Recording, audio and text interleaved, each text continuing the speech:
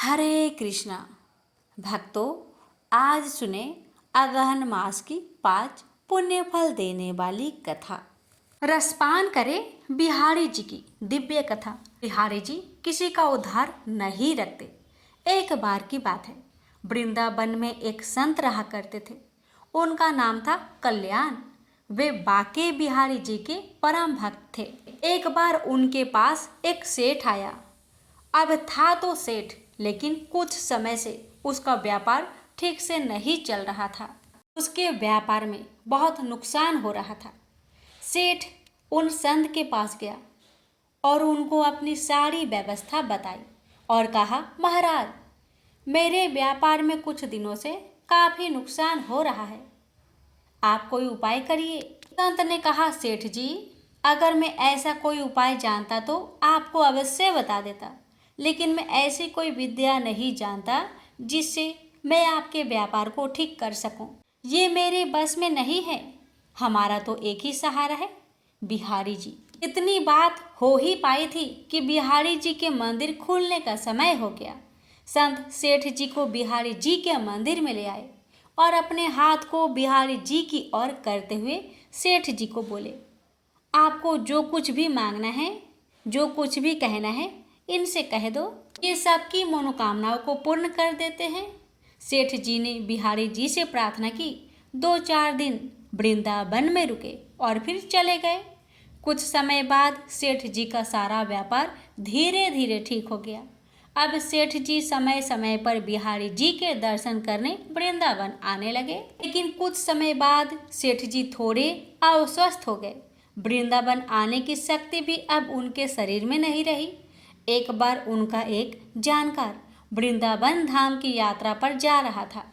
इस बात को जानकर सेठ जी को बड़ी प्रसन्नता हुई। सेठ जी ने उसे कुछ पैसे दिए, 720 रुपये, और कहा कि ये धन तू बिहारी जी की सेवा में लगा देना और उनको पोशाक धारण करवा देना।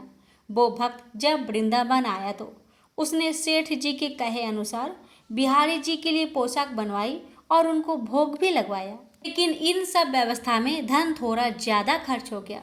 लेकिन उस भक्त ने सोचा, चलो कोई बात नहीं, थोड़ी सेवा बिहारी जी की हमसे भी बन गई।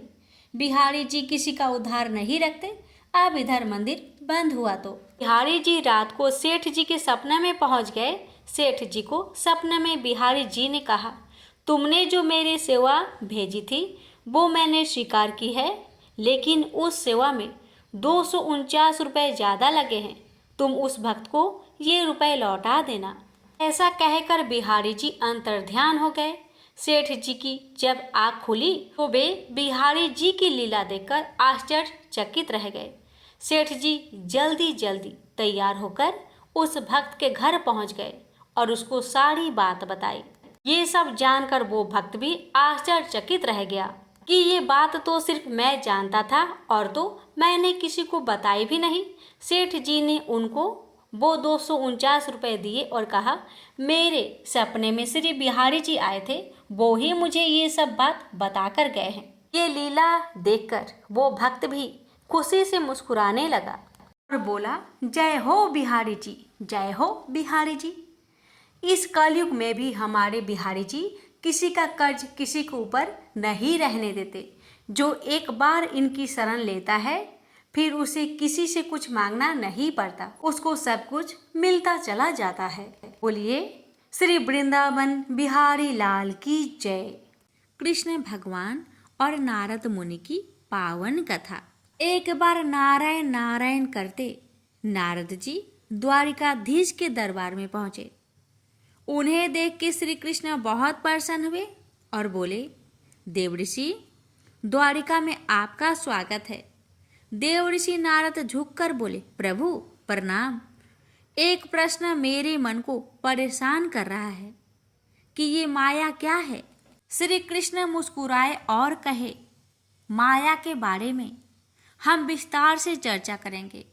अभी मैं टहलने जा रहा हूँ, आप मेरे साथ टहलने चलेंगे? नारद जी ने कहा, अवश्य प्रभु। दोनों दरबार से निकले और द्वारिका नगर से बाहर आ गए। नारद पूछते हैं, प्रभु हम कहाँ जा रहे हैं? बस ऐसे ही हम थोड़ा घूमते हैं, कृष्ण भगवान ने कहा। दोनों चलने लगे और चलते चलते दोनों वीरान रेगिस्तान में पहुंच गए। बड़ी चिलचिलाती गर्मी थी, मगर भगवान श्री कृष्ण थे कि रुकने का नाम ही नहीं ले रहे थे। नारद जी की अवस्था खराब हो रही थी, किंतु वे कुछ बोल भी नहीं सकते थे। अचानक श्री कृष्ण रुके और उन्हें देख नारद मुनि ने राहत की सांस ली।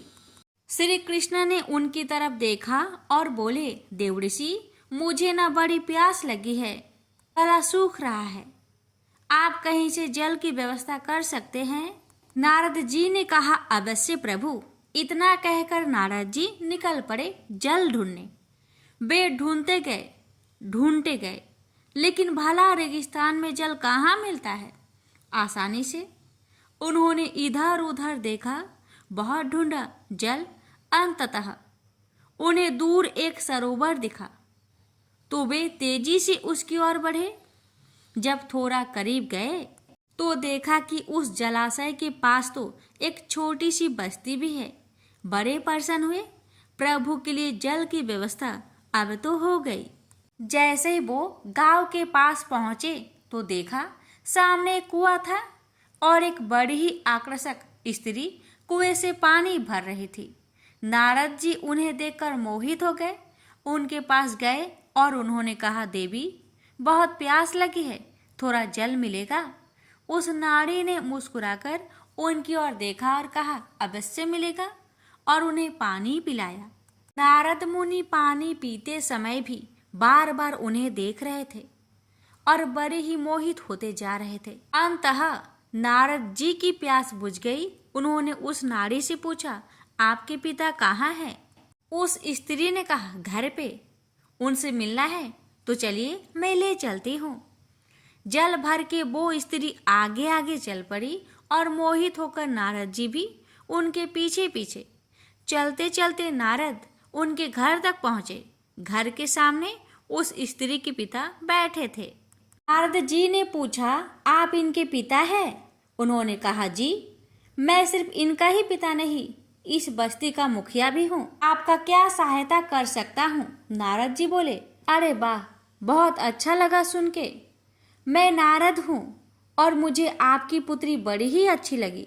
मैं उनसे विवाह करना चाहता हूँ। इस बात पे लड़की के पिता ने देवऋषि नारद को ऊपर से नीचे देखा और कहा, देखने से तो आपका रूप रंग अच्छा है, काद कदी भी अच्छी है, चेहरे में व्याप्त ज्ञान का तेज स्पष्ट दिख रहा है, तो आप तो हमारे पुत्री के लिए अत्यंत योग्यवर है और मैं अपनी पुत्री से आपका विवाह भी करा सकता हूँ, किंतु एक शर्त है। नारद जी ने कहा, क्या शर्त है? मुझे आपकी हर शर्त मंजूर है। लड़की के पिता ने कहा, मेरी ये शर्त है कि आप विवाह के पश्चात घर जमाई बनके मेरे साथ ही रहेंगे और मेरे मरणोपरांत इस गांव के मुखिया बनके इस गांव की भी देखभाल करेंगे और लोगों की रक्षा करेंगे। नारद जी ऐसे सम्मोहित हुए थे कि उस कन्या से कि उन्होंने शर्त के लिए हाँ कर दी और खुशी खुशी उस कन्या के पिता ने नारद जी से उनका विवाह कर दिया। नारद जी वहीं रहने लगे। शादी पुरानी हुई तो खेती और गृहस्थी भी करने लगे। उन्होंने घर का भार संभाल लिया। इस बीच नारद जी के बच्चे भी हो गए। एक दिन उस कन्या के पिता गुजर गए। उनका देहांत हो गया और पूरा गांव व्याकुल हो गया। उनका दाह संस्कार के पश्चात नारद जी उस गांव के मुखिया बन गए। सबकी देखभाल करने लगे। वहां जीवन में खुश थे। नारद जी पूरे गृहस्थ बन गए थे। इस बीच एक दिन अचानक उस गांव में बड़ी भीषण बाढ़ आई। सारे घर डूब गए। नारद जी अपने पत्नी और बच्चों को लेकर एक नाव में किसी तरह बचकर निकलने लगे, मगर जल की धारा इतनी तीव्र थी कि उनकी नाव पलट गई। उन्होंने अपने परिवार को बचाने का प्रयास किया, पर एक एक कर सब दूर हो गए और नारद जी भी एक तीव्र धारा में बहकर किसी तरह किनारे पहुंचे। जब उन्हें सुध आई तो वो रोने लगे, हाय मेरी स्त्री, मेरे बच्चे, हाय मेरी स्त्री, मेरे बच्चे कहाँ चले गए? हे प्रभु, ये मेरे साथ क्या हुआ? ऐसा नहीं होना चाहिए था। मैं इतना सुखी था जीवन में, आपने ऐसा क्यों किया मेरे साथ। अभी नारद मुनि को अचानक किसी की आवाज सुनाई दी, नारद नारद। देवर्षि क्या कर रहे हैं आप, वहां रो क्यों रहे हैं, यहाँ आइए, प्यास से मेरा कंठ सूखा जा रहा है।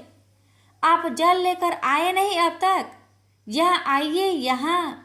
देव ऋषि को अब भान हुआ कि श्री कृष्ण मुझे आवाज दे रहे हैं, तो वो आवाज की दिशा में बढ़े। थोड़ी दूर चलने के बाद वो श्री कृष्ण के पास पहुंच गए।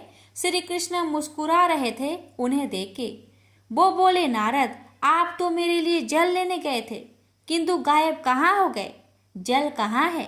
नारद जी रोते हुए बोले, प्रभु मेरी पत्नी मेरे बच्चे इस बाढ़ में बह गए हैं, कृपया उनकी रक्षा कीजिए। मुझे मेरी पत्नी मेरे बच्चे बहुत प्रिय हैं, मैं उनके बिना जीवित नहीं रह सकता। देवऋषि होश में आइए, आपको क्या हो गया है, आपका विवाह कहाँ हुआ है, आपके बच्चे कब हो गए। अरे प्रभु, अभी तो गया था मैं उधर, तो मेरा विवाह भी हुआ और बच्चे भी हुए। श्री कृष्ण उन पे हंसे और बोले, देवऋषि इसी को माया कहते हैं। आप मुझसे दूर होकर माया के जाल में फंस गए थे। मैं आपको कितना भी समझाता, आप इस तरह नहीं समझ पाते। यही माया है, यही माया का पास है। चलिए अब वापस द्वारिका चलते हैं। और दोनों चलते चलते वापस द्वारिका आ गए। नारद ने उन्हें धन्यवाद कहा और बोले, प्रभु इससे उत्तम माया मुझे कोई नहीं समझा सकता था। जय द्वारिकाधीश की, जय श्री कृष्ण की। नारायण नारायण कहते कहते नारद जी देवलोक की ओर चले गए। माखन चोर कहलाने के पीछे की पावन कथा। पौराणिक कथा के अनुसार एक बार कृष्ण अपने मित्र मधु मंगल को उनके घर पर जाकर कुछ खाने की इच्छा जताई। इसके बाद मधु मंगल अपने घर आकर कृष्ण के लिए कुछ खाने की व्यवस्था करने लगे, पर घर में कुछ नहीं मिला तो वह कृष्ण के लिए बासी कढ़ी लेकर जाने लगे, लेकिन उन्हें अच्छा महसूस नहीं हुआ, जिसके कारण उसने खुद ही झाड़ी में छिपकर कढ़ी पी ली। कान्हा ने मधु मंगल से इसका कारण पूछा तो उसने सारी बात कान्हा को बताई। तब कृष्ण ने मधु मंगल से कहा कि मुझे ऐसा कमजोर और दुबला पतला मित्र पसंद नहीं है, तुम मेरे सामने तगड़े हो जाओ। इस पर मधु मंगल ने कहा, तुम्हारी माँ तुम्हें रोज दूध माखन खिलाती है, लेकिन मेरी माता पिता निर्धन है, मैंने तो कभी माखन भी नहीं खाया। इसके बाद कान्हा ने मधु मंगल से बोले, मैं तुम्हें प्रतिदिन माखन खिलाऊंगा। इसके बाद कृष्ण अपने सखा के लिए माखन चोर बन गए और पड़ोस के सभी घरों से माखन चुराकर अपने सखा मधु मंगल के संग खाने लगे, जिस कारण उनका नाम माखन चोर पड़ा। श्री कृष्ण को बाल गोपाल, कान्हा, कन्हैया, मुरलीधर, नंदलाला, गोपाला, लड्डू गोपाल जैसे कई नामों से जाना जाता है। बचपन से लेकर युवा अवस्था तक कान्हा को उनकी लीलाओं के कारण अलग अलग नाम मिल गए। कई बार उनके प्रियजनों ने उन्हें नया नाम दिया, तो कई बार उनके शत्रुओं द्वारा भी नए नाम दिए गए, जिनमें से उनका एक नाम छलिया है, जो कंस ने दिया था, जो काफी प्रचलित है। कृष्ण के कई नामों में उनका एक नाम माखन चोर भी है। ये नाम श्री कृष्ण को उनकी सखा मंडली के कारण प्राप्त हुआ। जानते हैं क्यों श्री कृष्ण को कहा जाता है माखन चोर? पौराणिक ग्रंथों के अनुसार भगवान कृष्ण के बचपन में कई सखा थे। इनमें सुदामा, मधुमंगल, सुबाहु, सुबल, सदानंद, चंद्रहास, बकुल, शारद, बुद्धि प्रकाश, भद्र, सुभद्र, मणिभद्र, भोज, तोक कृष्ण, बड़ूथप, मधुकंड, विशाल, रसाल और मकरंद के प्रमुख नाम हैं। शास्त्रों में भगवान कृष्ण को अपने मित्रों के साथ बिताए हुए पलों के बारे में भी विस्तार पूर्वक बताया गया है। बचपन में भगवान कृष्ण खूब नटखट थे। वे अपने सखा मंडली के साथ मिलकर खूब शरारत किया करते थे। पुष्टि मार्ग में भगवान कृष्ण के अष्ट सखाओं की खूब चर्चा की गई है, लेकिन सखा मधुमंडल के कारण कृष्ण जी माखन चोर बन गए। प्रेम से बोलिए राधे राधे। मत्स्य अवतार भगवान विष्णु के प्रथम अवतार है। मछली के रूप में अवतार लेकर भगवान विष्णु ने एक ऋषि को सब प्रकार के जीव जंतु एकत्रित करने के लिए कहा और पृथ्वी जब जल में डूब रही थी तब मत्स्य अवतार में भगवान ने उस ऋषि की नाव की रक्षा की। इसके पश्चात ब्रह्मा ने पुनः जीवन का निर्माण किया। एक दूसरी मान्यता के अनुसार एक राक्षस ने जब वेदों को चुराकर सागर की अथाह गहराई में छुपा दिया तब भगवान विष्णु ने मत्स्य रूप धारण करके वेदों को प्राप्त किया और उन्हें पुनः स्थापित किया। एक बार ब्रह्मा जी की असावधानी के कारण एक बहुत बड़े दैत्य ने वेदों को चुरा लिया। उस दैत्य के नाम हायग्रीव था। वेदों को चुरा लिए जाने के कारण ज्ञान लुप्त हो गया। चारों ओर अज्ञानता का अंधकार फैल गया और पाप तथा अधर्म का बोलबाला हो गया। तब भगवान विष्णु ने धर्म की रक्षा के लिए मत्स्य रूप धारण करके हायग्रीव का वध किया और वेदों की रक्षा की। कल्पांत के पूर्व एक पुण्य आत्मा राजा तप कर रहा था। उसका नाम सत्यव्रत था। सत्यव्रत पुण्य आत्मा तो था ही, बड़े उदार हृदय का भी था। प्रभात का समय था, सूर्योदय हो चुका था। सत्यव्रत कृतमाला नदी में स्नान कर रहा था। उसने स्नान करने के पश्चात जब तर्पण के लिए अंजलि में जल लिया तो अंजलि में जल के साथ एक छोटी सी मछली भी आ गई। सत्यव्रत ने मछली को नदी के जल में छोड़ दिया। मछली बोली, राजन, जल के बड़े बड़े जीव छोटे छोटे जीवों को मारकर खा जाते हैं। अब से कोई बड़ा जीव मुझे भी मारकर खा जाएगा। कृपा करके मेरे प्राण की रक्षा कीजिए। सत्यव्रत के हृदय में दया उत्पन्न हो उठी। उसने मछली को जल से भरे हुए अपने कमंडलों में डाल लिया। तभी एक आश्चर्यजनक घटना घटी। एक रात में मछली का शरीर इतना बढ़ गया कि कमंडलू उसके रहने के लिए छोटा पड़ने लगा। दूसरे दिन मछली सत्यव्रत से बोली, राजन, मेरे रहने के लिए कोई दूसरा स्थान ढूंढिए, क्योंकि मेरा शरीर बढ़ गया है। मुझे घूमने फिरने में बड़ा कष्ट होता है। सत्यव्रत ने मछली को कमंडलू से निकालकर पानी से भरे हुए मटके में रख दिया।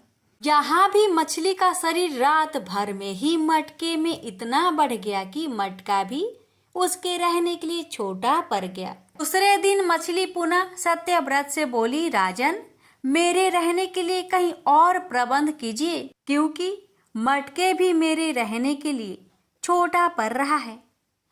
तब सत्यव्रत ने मछली को निकालकर एक सरोवर में डाल दिया, किंतु सरोवर भी मछली के लिए छोटा पड़ गया।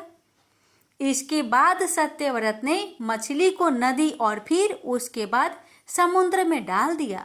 आश्चर्य! समुद्र में भी मछली का शरीर इतना अधिक बढ़ गया कि मछली के रहने के लिए वह छोटा पड़ गया। अतः मछली पुनः सत्यव्रत से बोली, राजन, यह समुद्र भी मेरे रहने के लिए उपयुक्त नहीं है। मेरे रहने की व्यवस्था कहीं और कीजिए। अब सत्यव्रत विस्मित हो उठा। उसने आज तक ऐसी मछली कभी नहीं देखी थी। वह विस्मय भरे स्वर में बोला, मेरी बुद्धि को विस्मय के सागर में डुबो देने वाले आप कौन हैं? मत्स्य रूपधारी श्री हरि ने उत्तर दिया, राजन, हायग्रीव नामक दैत्य ने वेदों को चुरा लिया है।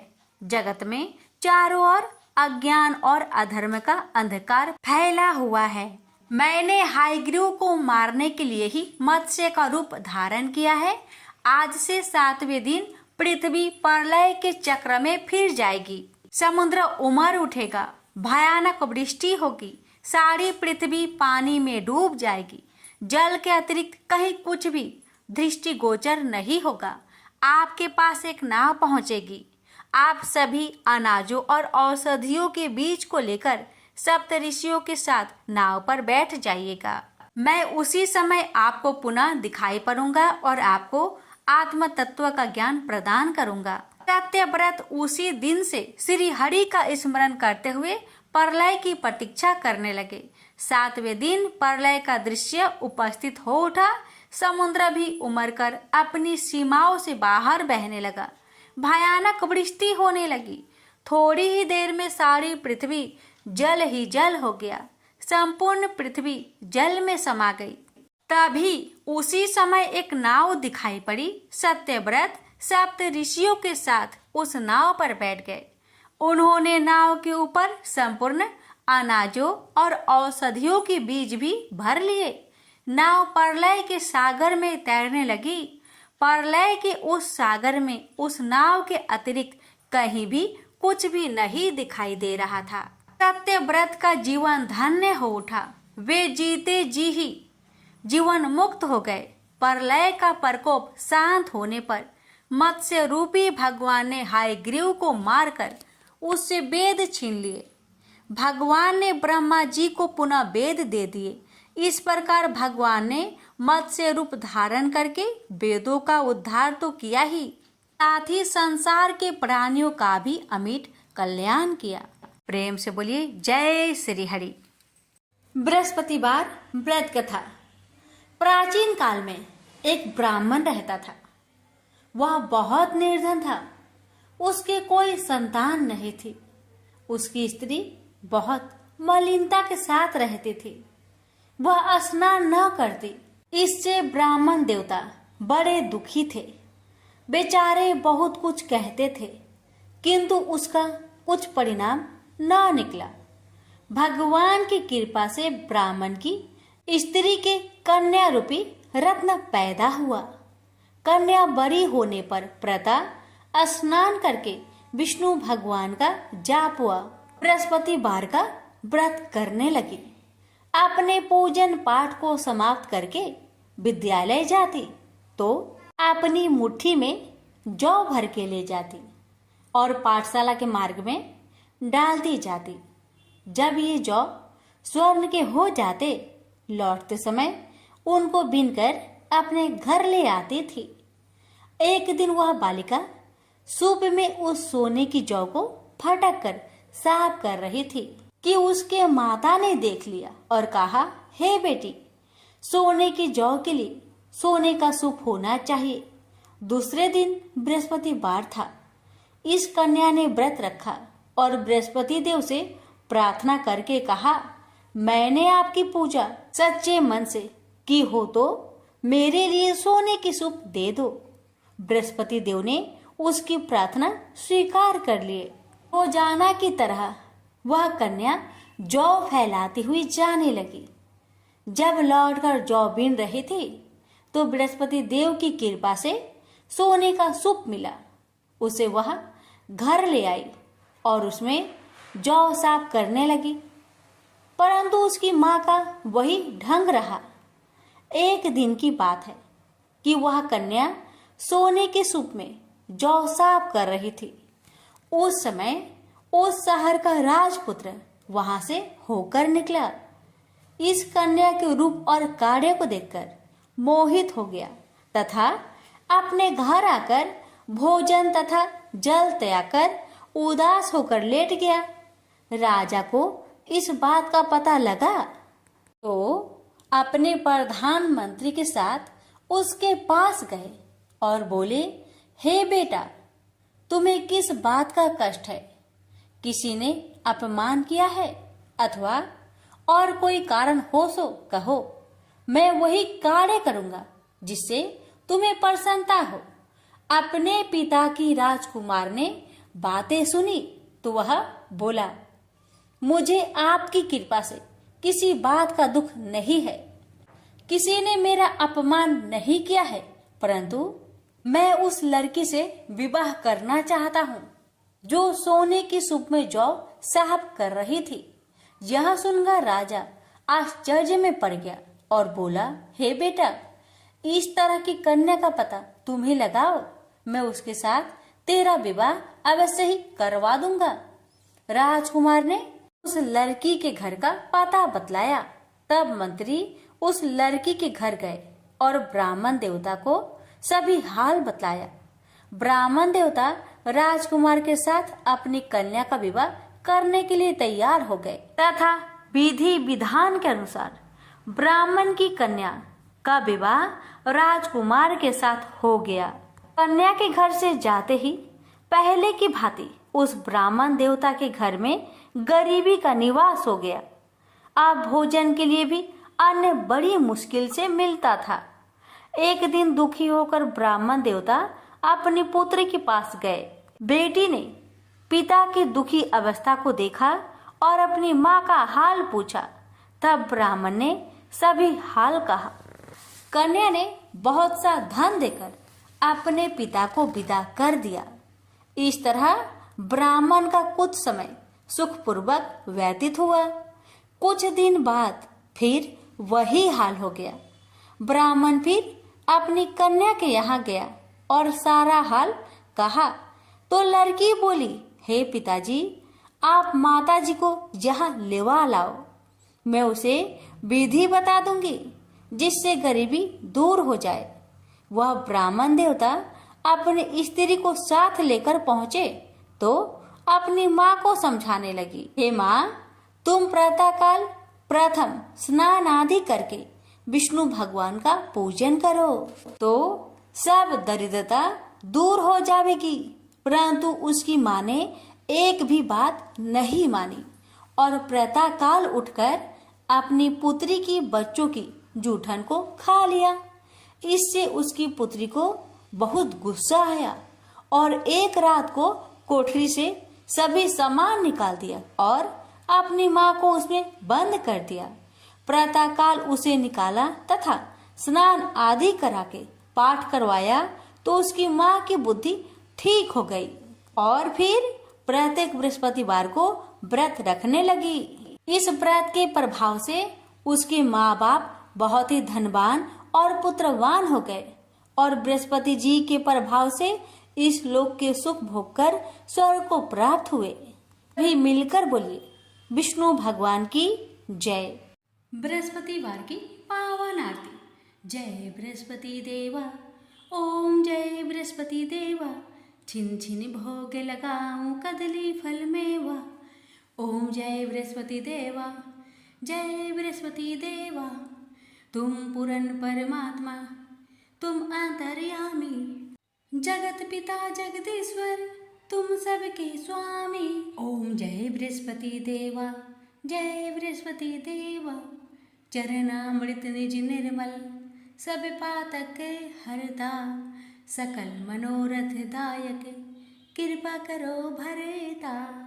ओम जय बृहस्पति देवा, जय बृहस्पति देवा, तन मन धन अर्पण कर जो जन शरण परे, प्रभु प्रकट तब होकर आकर द्वार खरे।